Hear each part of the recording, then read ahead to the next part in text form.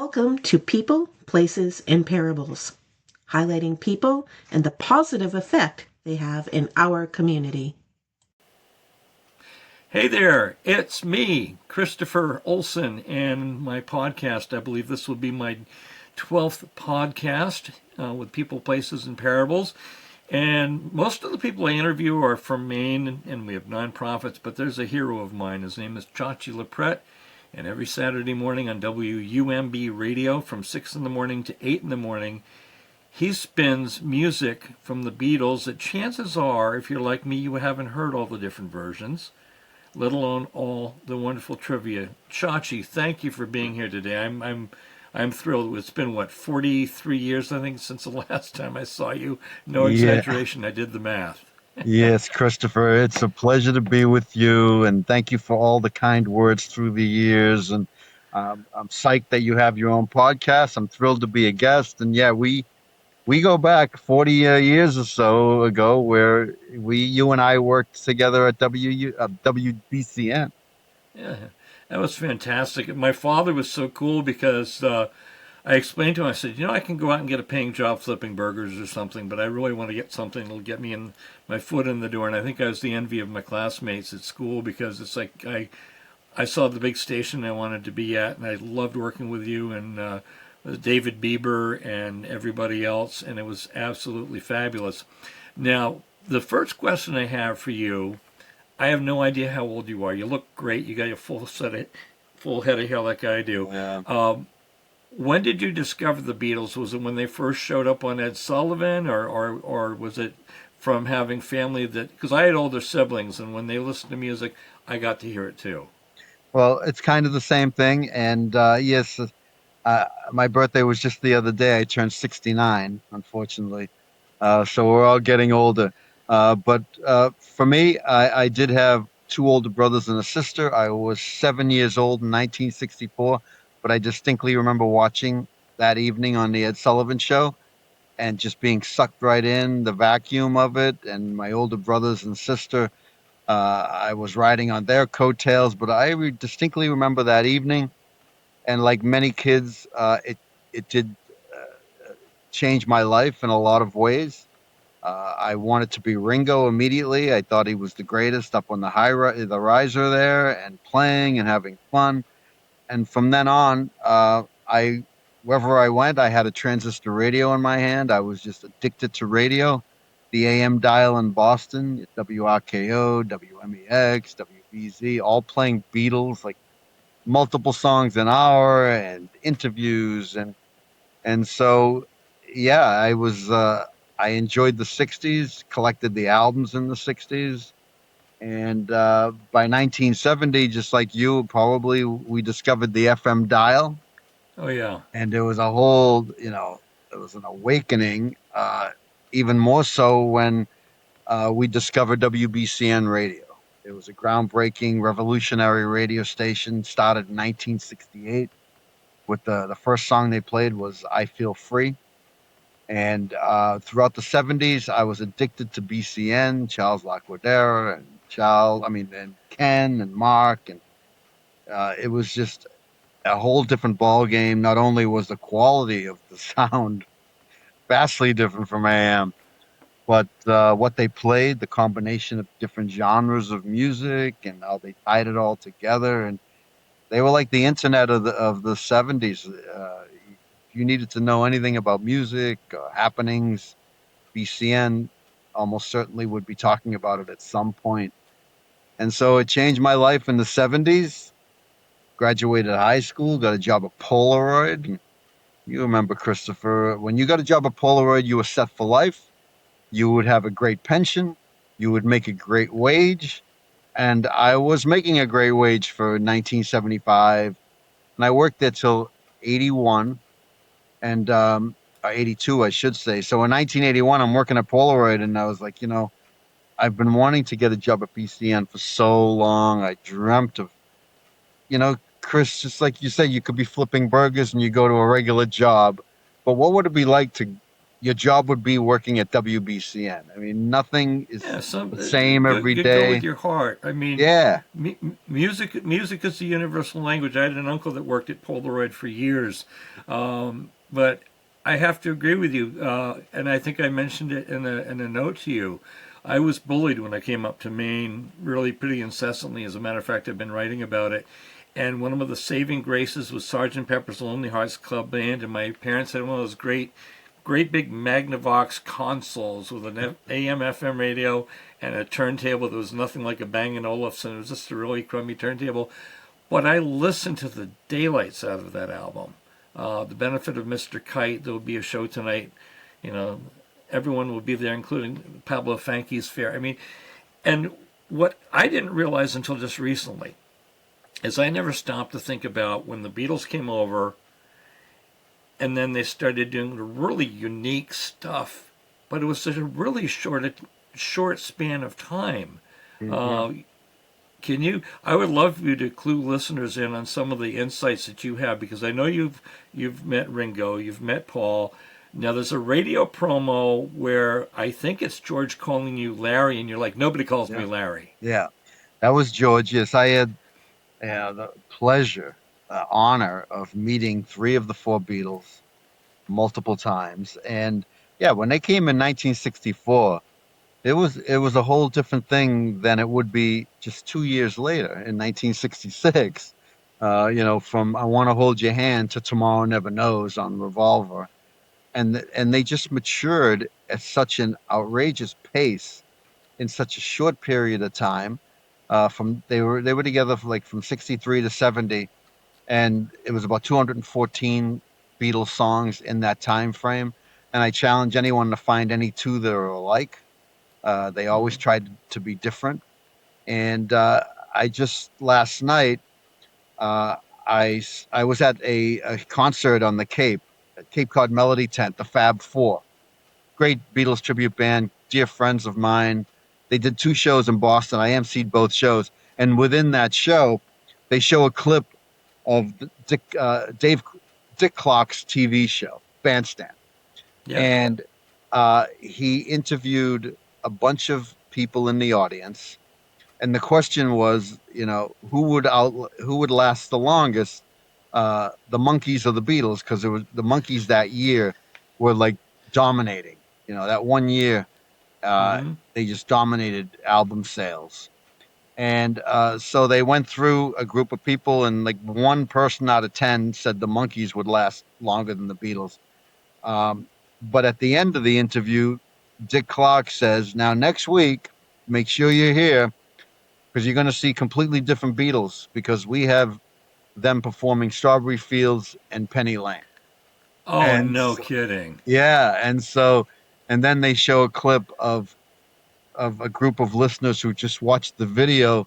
Some of them loved the new look Beatles, some of them didn't, Mm-hmm. and the ones that didn't seem to have been attracted to the Monkees because they tried to relive the Beatlemania days Oh, yeah. of that. So yeah, it was a short period of time, and people were outraged. They're growing beards, they're growing mustaches, no more Beatle haircuts, and now they're dressing in all these mod outfits. Well, that was the Beatles being Beatles. They were ahead of their time all the time, and those were They're glorious iconic, days. and Yeah. it amazes me what a positive influence. And now with all that's going on in Washington and everywhere, the thing that pulls people together is music. Oh There's yeah. a group out of Mongolia called the Who, HU. They do the throat singing, and they're a really rocking band. Um, and it doesn't matter if it's in a different language. And if you could fill us in, because I know that the Beatles actually played in Germany, correct? And they Oh actually were yeah. able to perform in German. Yes. They That blow, yeah. that blows my mind. Yeah, before they came to America and before they really got their act together, they went to Germany. And what is it, Christopher? They say like if you can get 10,000 hours into something, then you're considered a professional, something like that. I don't know what the Hmm. ratio was, but that's where they got their chops. They didn't play a 45-minute set, take a break, and play another 45-minute set, then go home. They played for hours. 6 to 8 hours. and they were taking uppers to keep awake, and they were building their chops there.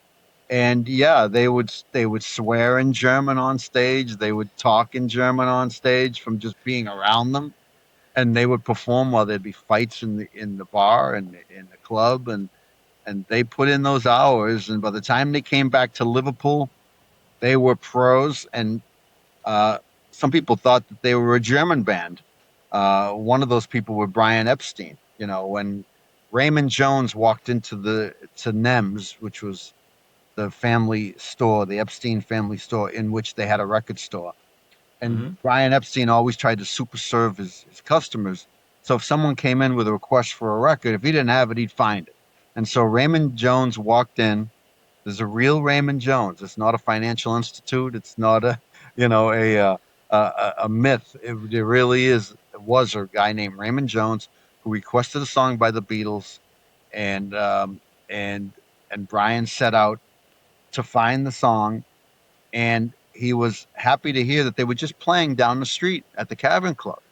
And so he took his assistant with him, and they walked to the Cavern Club. They called the club first and said Mr. Epstein will be coming to see this band called the Beatles. So they had accommodations for him. He's in his suit, and he goes into this sweaty, basement, bar, and the walls were sweating, and he's standing there in his suit, and everyone knew, "Ooh, that's Mr. Epstein from Nem's record store," that he was there to see the Beatles.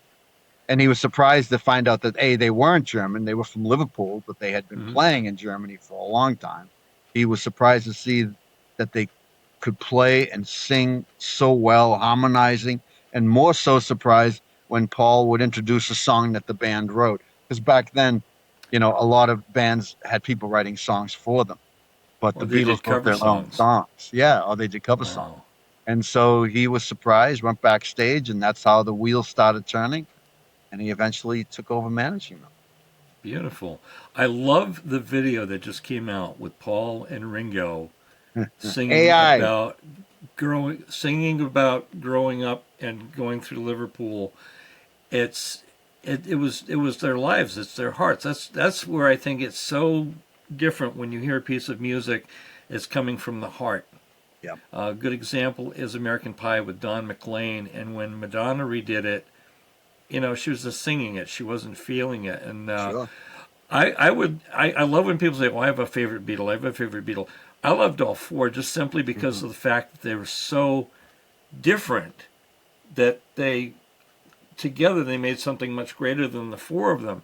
The story I always heard about Ringo was he was the steady Eddie and really watched out for his mom.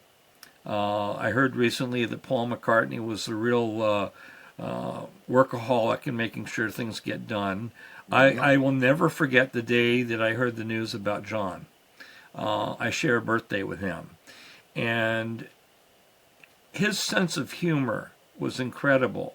I love the song "I Am the Walrus," and correct me if I'm wrong. The story I heard about it was John either overheard or heard about a professor teaching music theory, and they were referring to Beatles songs, trying to understand them and so forth, and he decided to write something really off the wall just to keep them on their toes. I don't know if that's the Well, truth or not. the story is you got most of it, but the story is uh, first John, Paul, and George. They really valued their hometown friends before they made it big, and one of Hmm. those guys was Pete Shotton. Pete was John's best friend, and I met Pete. He wrote a book, came to America, met him at BCN, but he was John's childhood friend. And so one day they're in John's home, Pete and John, and they're having some drinks and they're hanging out, having fun. And inevitably, at each Beatles home, there would be a bag of fan mail. And so John and Pete told me this story that John and Pete were at John's house, and John says, Pete, get that bag of mail, pull out an envelope. Let's pull one out and see who's writing to us. And and the amazing thing is, they pulled out a piece of mail from a student from the Liverpool High School, Quarry Bank High School, I should say. And in the letter, it said, we have a teacher here that spends time in class going over Beatles lyrics to try to figure out what they're singing about. And and so uh, they and so John says to Pete that, hey, let's really screw up this teacher. Let's write a song that's really gonna make them crazy. And so and that's how it started. Oh, that's funny. Yeah, but I, that's basically a true story that teacher and the student wrote in, and I just realized this microphone isn't even plugged in, and I'm talking into it. that's I'm using okay. the yeah, I'm Go ahead. talking You through. know what? And we're not going to worry about the half an hour window here because we've got a lot of great stuff to share. One of the I try to remember if it was Help or Hard Day's Night where they're on a train and there's an Yep. elderly gentleman that looks at them and he goes, "It is my considered opinion that you're a bunch of sissies." And what was funny, and I didn't understand the first time I saw it, is when they kept looking at the gentleman going, "He's a clean man. He's such a clean man. A clean man." Yes. There's a show that was the forerunner to Sanford and Son called Steptoe and Son. Yes. And Steptoe was the star, and the gentleman that played him was the same actor. And apparently, he was quite profane in the TV show. So Yes. the inside joke was, "Oh, he's so clean," meaning Yep. he's not swearing at us when everyone else is like, does he smell nice or something? Yeah. Yeah. That was Wilfred Brambell. He was an actor in Steptoe and Son, and he played the part of Paul's grandfather. And so they they took the grandfather on the road with them, and the grandfather got into all these situations during the movie, and that was Brambell. And during one scene, they're in the dressing room, and he stands up and says, "It's my considered opinion that you're a bunch of sissies." And John says, "You're just jealous." And so yeah, that was Wilfred Brambell. That was a great movie. I remember seeing it in August of '64 in Watertown, the next town over. I grew up in Cambridge, and it was just startling after seeing Ed Sullivan on a little black and white TV screen that they're on the big screen, movie theater Wow. screen. And I remember kids screaming, and I went back to that theater many times to see it. I remember me and my friend would hide under the seats to stay in for the next showing and not have to pay again. But that movie it was an amazing film. I still watch it to this day, and it's a great movie. That's wonderful. I remember seeing Yellow Submarine in the movie theater. My sister and her first husband took me. Absolutely loved the music, loved the visuals, and I always thought it was Peter Max who did the artwork, but it was somebody Yes. similar style. But a few years ago, we have a couple of places around here where you can buy used DVDs, and I found a used DVD and I showed it to my wife, and it's like, this is a great film. And it's almost like the Beatles were the forerunner to not just playing the music and not just recording the music and doing live shows, but putting visuals with it. I almost think I'm trying to think Sergeant Pepper's and then Magical Mystery Tour. Uh-huh. The bus driver, Mr. Oh, what, Buster Buster Blood Vessel. Yes. Yes. Well, I will tell you, Yellow Submarine was simply Brian Epstein trying to fulfill a contractual obligation for a movie without involving the band because the band was getting detached from doing films. And so Brian did it on his own. The Beatles, they provided the music, but they were keeping a safe distance, arm's length away. And then Hmm. they were shown a screening of it and they loved it. They couldn't believe how great it was, even though it wasn't their voices. They agreed to do the bit at the end at the movie theater, and all With the four. hole in the pocket. Yeah, they realized that, this is a great movie. And then they became more involved. They did a little cameo appearance at the end of the film where they're saying, "Hey, you're in the theater. Look out for the fiendish thingies and whatever." But yeah, they weren't. It was simply a contractual fulfillment to keep the Beatles out of having to do another movie. Let's make a cartoon, then the Beatles don't have to be involved. But once they saw the movie, they were like, "This is revolutionary. It's fantastic. We love it." And then they went all out to promote it. and then the continuum is so neat because it's rare for a band to go from generation to generation to generation. And for a listener out there, I love YouTube because I can find all kinds of music, including a lot Yeah. of cool Beatles clips. And one of the kick I get is when people listen to music for the first time, and there might be a rapper or somebody first time they hear Yes. one of their songs, Yeah. and the reaction. Now, if you're out there and you're listening and you have a son or a daughter, niece or nephew, and you want to indoctrinate them into the Beatles, you really share that love for that music and show them how they connect everything together. What would be your prescription, doctor? Okay. Say that question again because I lost you for a second. That's okay. What In is it? other words, if somebody has a niece, nephew, grandchild, or whatever, and they want to pass along Oh. the love for the Beatles, how would you go about it? What would you be playing them for music? Would you be playing them the original stuff? Would you be showing them a Sullivan clip? What would your recommendation be? Well, it would have to be obviously a combination of, here's how it started, and take them on that journey chronologically, and to see, not only the development of the music through the years, but how they look, because they touched everything, fashion, even the musical instruments became, fashionable. Ludwig sold millions of dollars worth of drums. Hofner sold millions of dollars worth of guitars. Ah, there you go. So, I've Ludwig's up in the attic. Got a oh, set you for do. $100 years ago. Yeah. Well, they check the boxes on all that. And, you know, I have a friend who's been teaching the Beatles class at Suffolk University in Boston for 20 years. He teaches the Beatles class for freshmen. And so you have an option as a freshman coming in to take a class on the Beatles. And it's really fascinating because I've spoken at their class before through the years.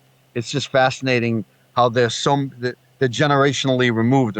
They were turned on by their grandparents to the Beatles, and Hmm. and it's interesting to see what clicks with them, what songs resonate more so than others. One of the things that I recall, because I have several Butcher cover albums, the professor would ask me to bring a Butcher cover album in because that seemed to be something that struck a nerve with all the classes. I think because it's like knowing how life is today and Hmm. back in 65 when they put out Yesterday and Today. I don't know if you're familiar with that album. I lost.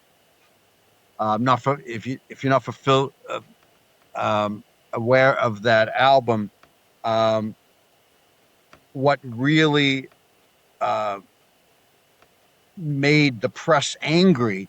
It's like, how could the Beatles put this photograph of them with cut up baby dolls and red meat all over them, and that it would be pulled from the record stores because there was such a backlash from different stores. Hmm. We will not put this album there. And the students today look at it and they say, it's cut up meat and cut up baby dolls. What's the big deal? So things have changed a lot uh, through the years of what resonates with people. So I thought that was really interesting too. And it's an interesting album too because of the fact I look at John Lennon as a real hero when it comes to talking about peace and activism and so forth. And I remember on that album, Revolution Number 9, and somebody told me, oh, that's tied with Manson because he was relating it to Revelation Number 9 and so forth. But Hmm. that aside, it seems like a couple of things that opened up their spectrum even more was meeting the Maharishi.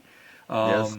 It's fabulous. I always wondered as a kid why George had so little input on some of the albums, and I hear some of his songs, and I'm like, wow, this guy's amazing. Then to come to find out, I'm not the only one that noticed it. I've heard it on your show and so forth. I remember this young lady that was a few years older than me. She came up from New Jersey where we used to live. I was absolutely nuts about her, had a crush on her. Come to find out, George was her favorite Beatle, and guess what? I had the George Harrison's greatest hits. His stuff is so spiritual, and then flash forward another number of years, and somehow they managed to get Tom Petty, Bob Dylan.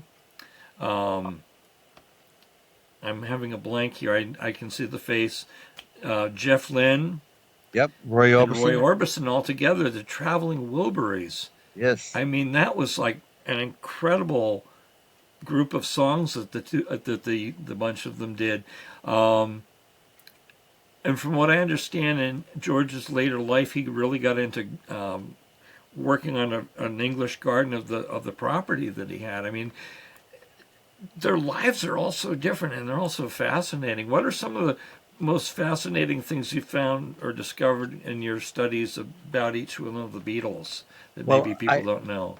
sure. I did interview George, and I found him to be fascinating in every way. First, his accent is much more Liverpudlian than the other three, and the depth of his voice when I spoke to him, but his sense of humor. Everyone I've talked to who knew him personally said the greatest thing about George was his sense of humor. He had a really keen sense of humor, and I found that to be true with the time I interviewed him. We talked about the Wilburys. It was around the Wilburys. And he said, Larry, whenever the Wilburys go on tour, we always pack a lunch. We take sandwiches. And it's like, oh, that's funny. But George had an incredible sense of humor. Ringo, kind of like, he was the grounded of the four.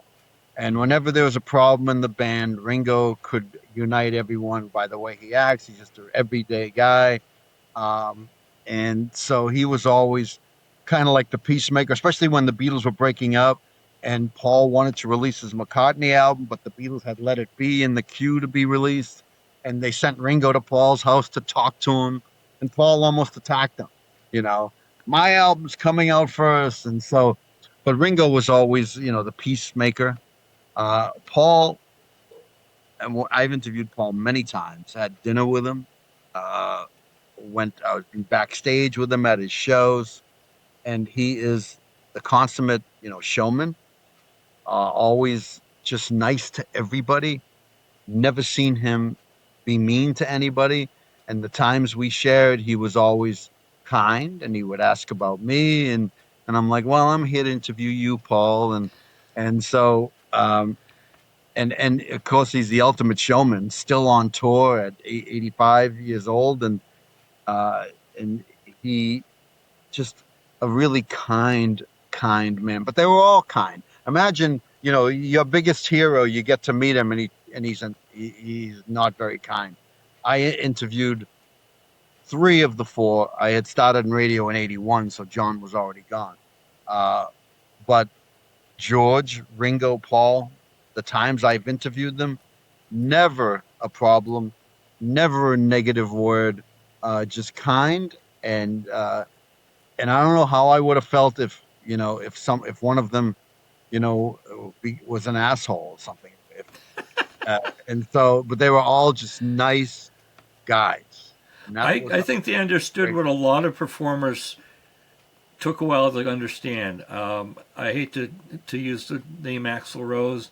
I think Axl Rose was the opposite. I think a lot of bands didn't realize they need to build a relationship with their fans, because if it's not for the fans, nobody's coming to the concerts, nobody's buying the records. It's like the band Kansas.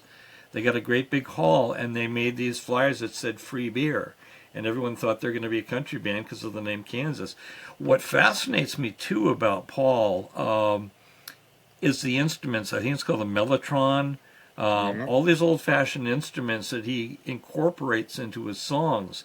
The song coming up, the video with that, with he and Linda, he actually portrays Ron Mail from Sparks at the keyboard, and I love the story I heard where I'm a big Sparks fan because they're quirky and unusual, and people thought they were from Europe, but they're actually from California.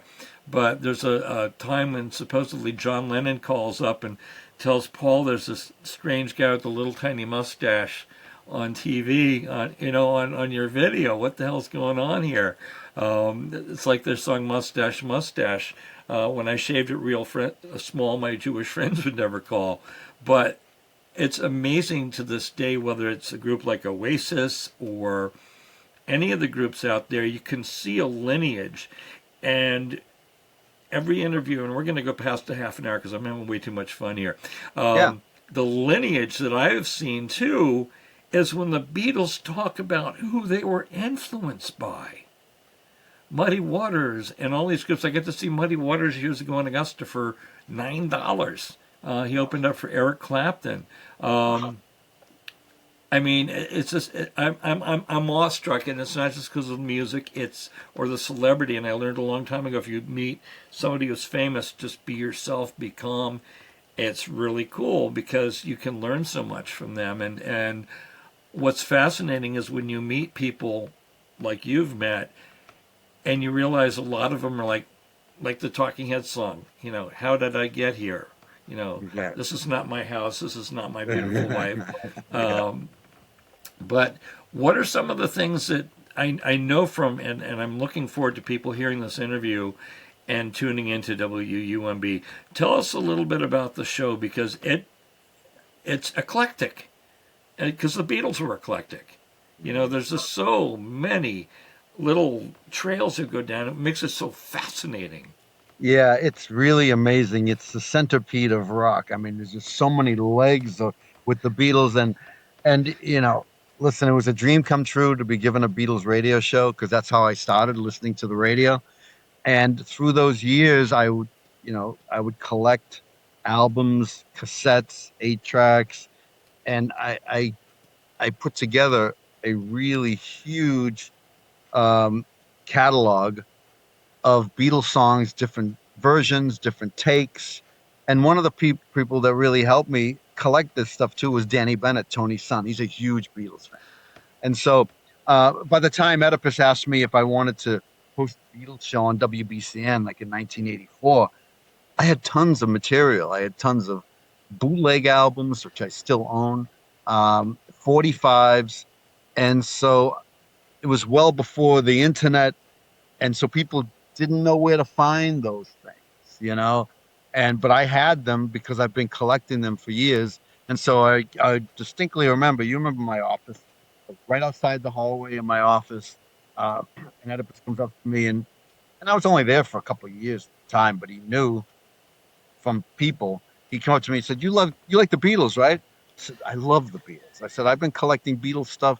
He says, "Do you have all the music?" I said, "I get tons of music."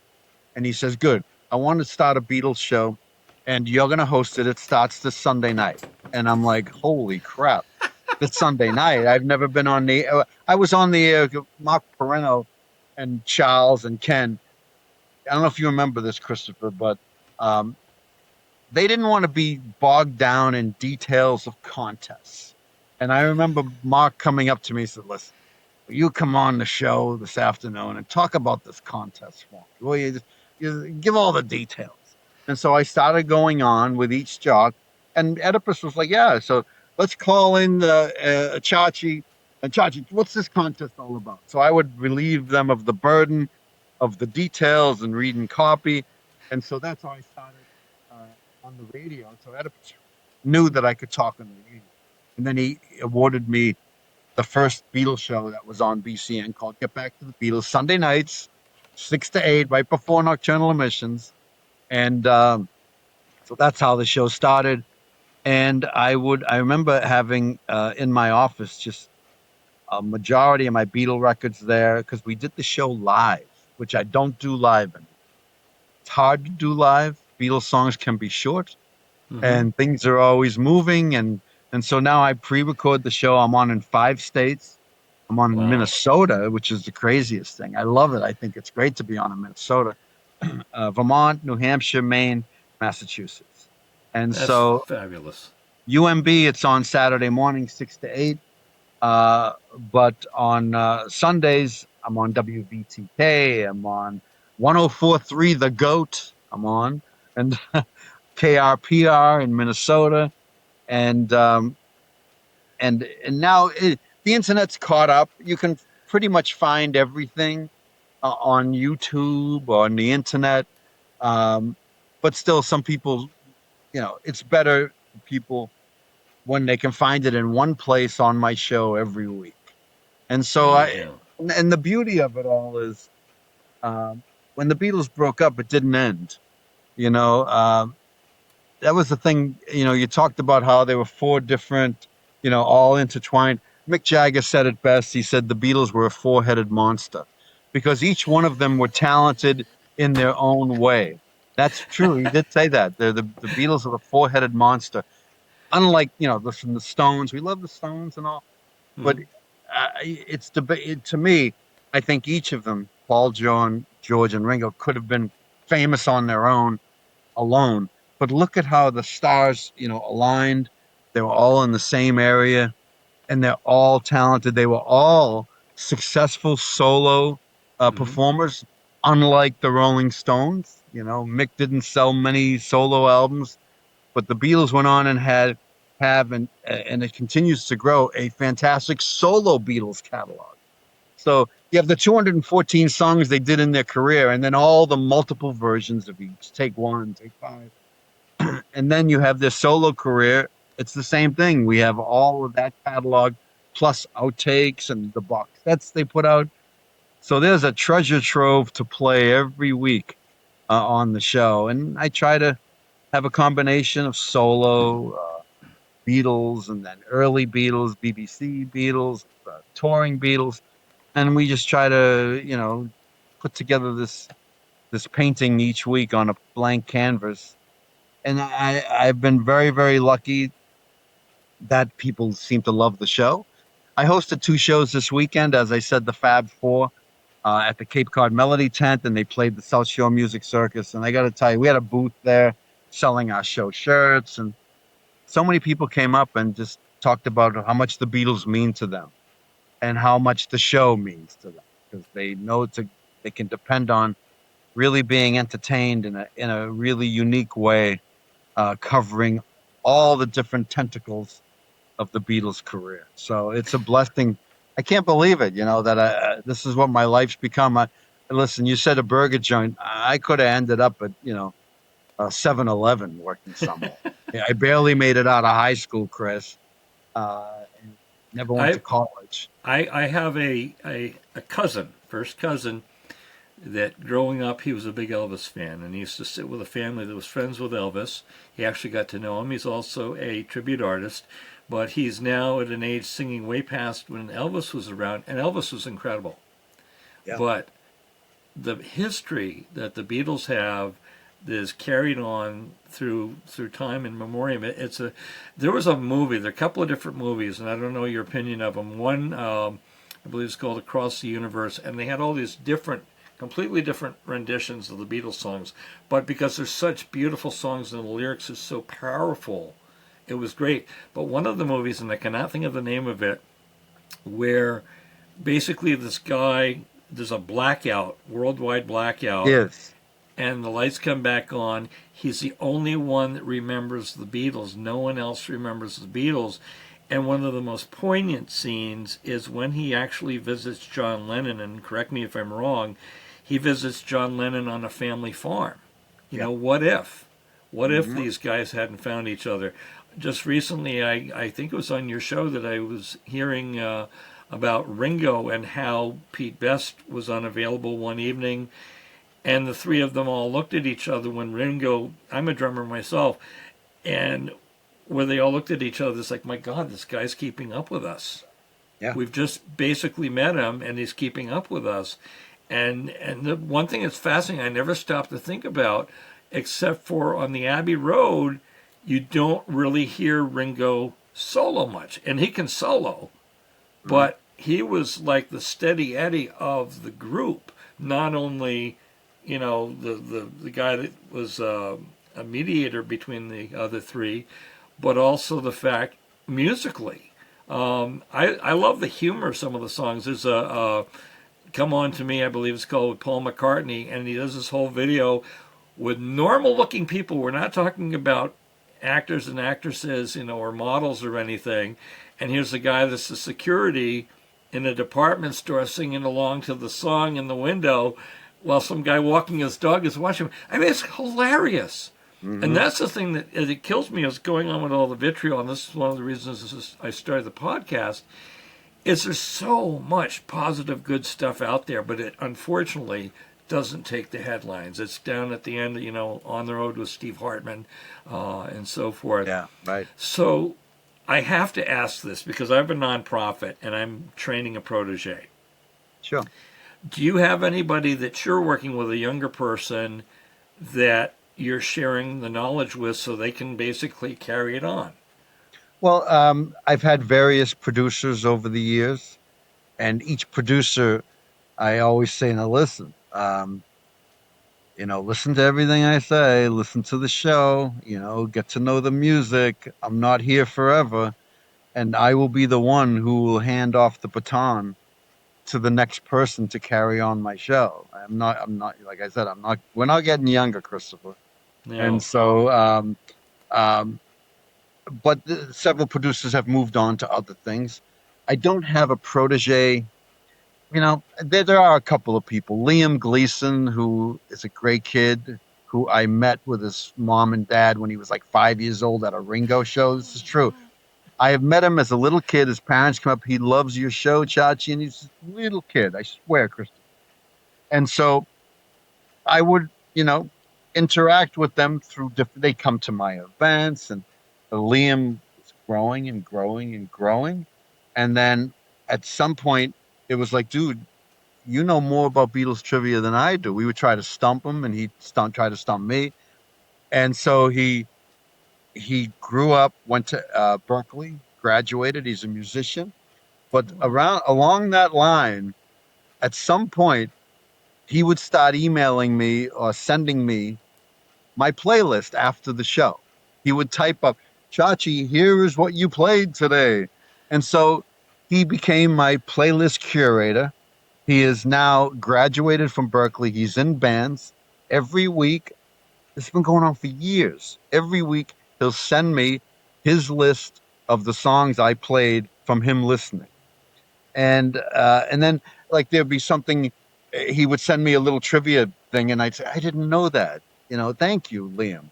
And so from 5 years old, and now he's in his 20s, he could be a contender, but no, I don't have anyone in the queue. But at some point, I need to find someone. I guess I don't even want to think about that. I feel pretty healthy, so Yeah.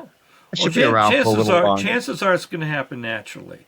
And listen, hey, Ringo and Paul are out there on tour at 85 years old. That's I think I have a little bit of time to see that. Yeah. Yeah, and Ringo's coming to Boston. We're excited about that. Oh, that's excellent. And I've got to ask a question, and this has always fascinated me. At the end of Strawberry Fields Forever, and I've got a turntable over here that I can record MP3s. I need to dig out my record closet. My very first album that I bought myself. My sister got me Peter, Paul, and Mary. One of my brothers got me Uriah Heep. My brothers smuggled the Born to Be Wild Easy Rider soundtrack back and made sure that my father didn't hear it. We had different fathers.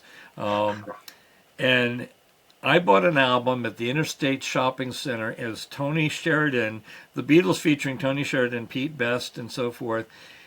And some of the songs are really different. Sitting on my ya-ya, waiting for my la-la, uh-huh. Yeah. But the thing that's fascinated me, like Strawberry Fields Forever, you can hear John sing, and he's not singing Applesauce, I'm sorry. He's saying I Buried Paul. And I used to have a book of rock lists, and there's like 23 different things. The hand over Paul's head. The walrus is a harbinger of death in some things. The walking across of 28F on the VW. Who dreamed that up? Was that just something that they did for a lark, as they say? They denied that for years. They denied it, but then the information loosened up. And they did intentionally put these clues in that Paul had died. And it was broken by a DJ in Detroit. And, supposedly Paul is at Abbey Road Studios with the band. They get into an argument. He leaves. He's upset. He drives off in his little sports car, all angry. On the way in his driving, there's a girl hitchhiking. He picks her up. Her name is Rita. They're driving. She realizes, oh, my God, this is Paul McCartney. And she jumps on him and hugs him while he's driving. They crash the car, and that's when Paul died. And there's a book. Oh, my gosh. There's a specific book with all the clues, and there were clues everywhere. For instance, last night we gave away a Magical Mystery Tour album on stage at the show, and one of the things was if you held the album cover up to a mirror, you can see a phone number, and you call that number, and you find out, is Paul McCartney really dead? And then there were clues everywhere: the hand above the head. He's dressed as a walrus. He's barefoot on Abbey Road. Things hidden in songs. Play it backwards. He did say applesauce, but hey, everyone has their opinion. But I do remember back then in '68, the White Album and everything. All that was just like inflamed, and the Oh yeah, Beatles. So Blackbird, where it yeah, sounds like he's sleep talking, and you hear his Paul's dead, miss him, miss him. yeah, But yeah. And it's interesting though because it created a buzz, and that's the thing I think where the Beatles really set the bar above and beyond so many different bands. They weren't just their songs. The mhm. poetry that went into it and the performances and so forth.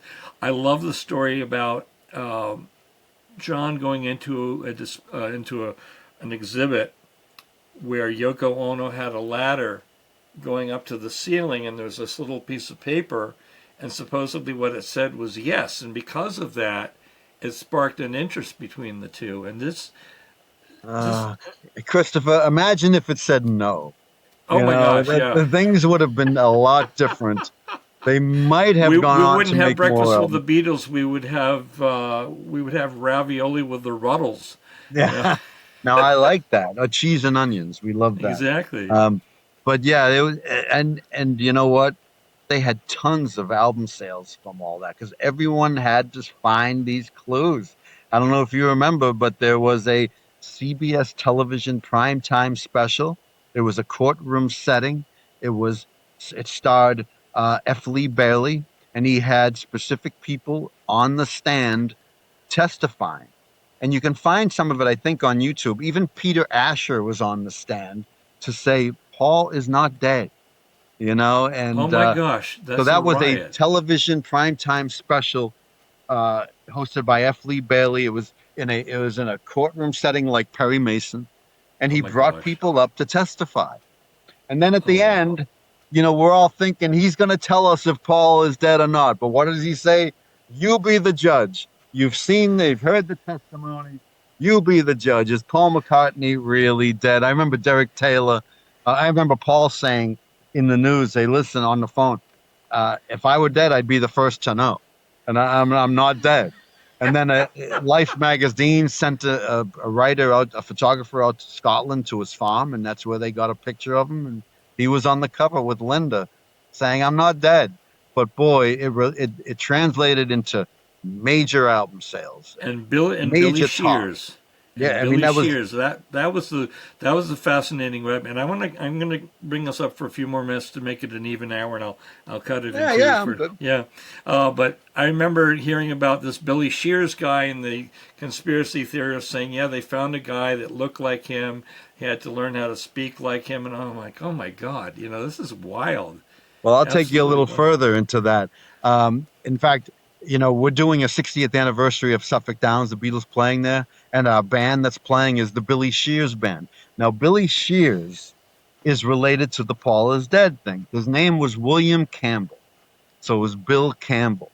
And so when they sing, Billy's here in the song and they sing Sergeant Pepper, it's not it's Billy's here, Oh meaning my gosh. Billy is in the band. And so, and of course, there's a band called the Billy Shears Band. They're playing on August 7th at Suffolk Downs. I'm emceeing it, celebrating 60 years. But yeah, Billy's here, Billy Shears. It's And like Don't it's Bring Me Down crazy. by ELO. They're not saying Bruce. Yeah, They're they're exactly. saying some German word, but everyone's Yeah, like, "Oh, it's Bruce. He's singing about yeah. Bruce." Wow. And there were so many clues and so funny. And there's a book on it with just the clues. Of course, I have it at home. And every year we always touch upon, is Paul dead? But, as F. Lee Bailey told us, you be the judge. But Paul is not dead. He's alive and well, thankfully. But yeah, that spurred all kinds of album sales. all I kinds. I remember the emotion that when I listened to Sergeant Pepper's, the one song as I mentioned, "Within Without You," because it's such a deep, dark dose of reality, and it's true. I love the expression, even if you live to be 100, you're a blink in God's eye, a blink of God's eye. I love the story that I finally heard about Eleanor Rigby. To me, that is one of the most powerful, poignant songs. And I remember my mother and I, so my father's like, what is this face in the jar by the door? And my mother goes, it's makeup. She's got Yeah, makeup by the door, so if somebody comes to the door, she'll look nicer. But that song is so amazing. And from what I understand, the name Eleanor Rigby was actually lifted from a name on a tombstone in a churchyard in England somewhere. that is correct. And it could have been something where subconsciously Paul related it. But an interesting little story when he first wrote it, it was Father McCartney, and it was supposed to be his dad. But then, without asking his dad, he thought, I better not say that. Dad might get mad if I put him in a song. So he changed it to Mackenzie, Oh, Father that's a Mackenzie, riot. instead of Father McCartney. And Speak. good. I was going to say, speaking of parents, what are some of the influences they had growing up? Because I don't know all the background of the Beatles growing up, and it seems to me John was raised by relatives, wasn't he? Yeah, well, John, he had a really tough childhood, a lot of loss and separation. Uh, his mom had a boyfriend named Fred Lennon. They had a child, and it was John. And so, if his dad was a merchant marine, so he was always away on boats. And so, as a kid, he was put in the position of his mother standing there, his father standing there, and they say to John, "You decide, who do you want to go with?" And he picks his dad, so he goes with his dad, and then turns around and runs back to his mother and said, "I need to stay with my mother." But then Julia Lennon was a real free spirit, and her sister Mimi saw that she's not a good mother. You are not a good mother, and I'm taking John. And so she took John, and he lived probably out of the four Beatles the most upper class of the four. And so he was brought up by Aunt Mimi, who was very militant, uh, but she made John what he was, and that's why John could succeed. And then his mother in 1957, he was beginning to reestablish his relationship with his mom as a teenager, and so she was leaving the house, standing at a bus stop. A driver comes up and hits her. It was an off-duty drunken policeman, so she was killed. And then Stu Sutcliffe, his best friend, at 21 years old, died from a brain hemorrhage. So there was a lot of loss with John. Paul, he lost his mom at about 13 years old. She was a nurse, and he always could remember his mom. She was a midwife who would ride off down the street on her bike going to a patient's house. She died of breast cancer when Paul was around 13, 14. And that was something that brought John and Paul together. They both could relate. They both lost their moms. And then George was the only Beatle with a full family unit. He had brothers and a sister. His sister was named Louise, the same as his mother. So Louise named a daughter also Louise. But George had a full family unit. His parents loved and cared for him. His parents, encouraged him to play guitar, and he would get in trouble at school because he'd try to grow sideburns. He'd have his hair greased back. He'd have jeans on that was so tight. They don't know how he got in them or how he got out of them. But he was his own person when it came to fashion. And so she encouraged him. And, she would answer George's fan mail. I have a friend who used to produce my show. I don't know. Did you ever know Scott Wheeler? Scott produced my Beatles show on BCN. He was a real Beatle. He had a Beatle haircut. He wore Beatle boots. And his parents took him to London, Liverpool, when he was a child. And they found George's home. They knocked on the door. George's mother answered the door, brought them in. They became Oh, wow. friends, and Louise was Scott Wheeler's pen pal for a long time. And he gave me a book of all these clippings, notes from George's mom, and so uh, very caring parents, George's parents. Ringo was the one that was the poorest of the four. He grew up in what was called like a Hell's Kitchen situation. His dad left when he was a very, very young child. His real father left. Elsie was his mom, loved Ringo, cared for him. She would work as a barmaid in a bar, a pub, and to earn a living. She met a man who they married, and he loved Ringo, and he took care of Ringo. He brought him and bought him his first drum kit and carried it home on a train from London to Liverpool. One guy is carrying a drum kit home for his stepson Richard. And so Wow. the great thing is Ringo's mom and dad lived to see his success. George's father, uh, uh, Louise Harrison, passed away of cancer, and it was around the All Things Must Pass box set. He wrote The Art of Dying. He wrote Deep Blue, which is a song about losing his mother to cancer. And so, uh, in the end, his dad went on tour with him when he toured America in '74. Came to Boston, and George was touring with his dad.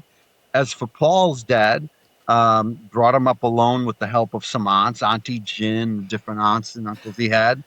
And so Paul's dad was in a band called the Jim Mack Band. And so he was a musician. And the first instrument he bought Paul with the intention of Paul taking up that instrument was a trumpet. And Wow. so he moved on to guitar. But if you saw him on Saturday Night Live recently, he picked up a trumpet at the end, and so he was playing trumpet. But yeah, so there's just a little time capsule of each Beatles family. Yeah, That's wonderful. they're really amazing, amazing people. So it's It, amazing. it, How could they it's all four end up in one area of Liverpool and all meet each other, and then found by a guy named Brian Epstein who never managed the band before, but he had a record store. He was very theatrical guy. He went to theater school, and he saw something in the Beatles no one saw. You know the story. He tried to market them to all these different record companies. Everybody said no. One Decca Records said, "I'm sorry, Mr. Epstein, but guitar groups are on the way out." And but he said, they're going to be bigger than Elvis, and he saw something in them that no one else did. So the four guys meet. They start a band. They meet Brian Epstein, and the rest, what a story. And here we are in 2026 celebrating still the music. And I'm at the radio station right now where I pre-record my show, and we just did the show for next week. wow. And yeah, it's really, really special. And I host all these Beatle events everywhere, and I'm always interviewing somebody, and it's a blessing for sure. Music is a blessing to begin with. When you're talking about Brian Epstein, I didn't know his background like that. It's like Berry Gordy. I don't know if you've ever had a chance to see the film they did about the Temptations. No, I haven't. And Otis Williams goes in, and there's a beautiful young lady at the reception desk, and he goes, I'm Otis Williams. I've got this group. They're trying to come up with a name before they came up with the Temptations. They're going to be the Elgins, and she goes like the Watch. But she introduces herself. She says, "My name is Martha Reeves," and I'll never forget that.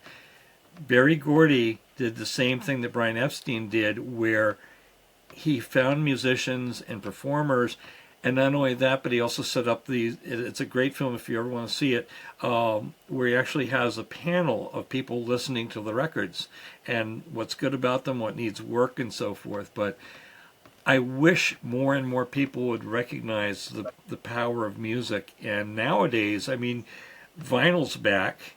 It's crazy expensive. I went from vinyl to cassettes. I still love cassettes. CDs are okay. I think 8-track tapes were invented by the devil, because if you hear like "Live and Let Die," "Live and Let Die" is a great song. If you got to hear it from the very beginning.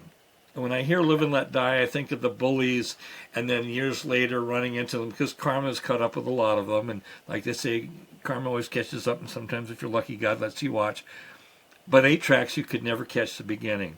Well, it's been an hour, Chachi. It's one of the most enjoyable hours I've had in years. I'd love to do it again. I'd love to do it again, Christopher. You mean so much to me. Your kind words, the time we worked together at BCN, and I'm grateful for you. I will always come on your podcast if you want to continue. We have so many stories. It's just like the radio show. I would many love legs. that. Is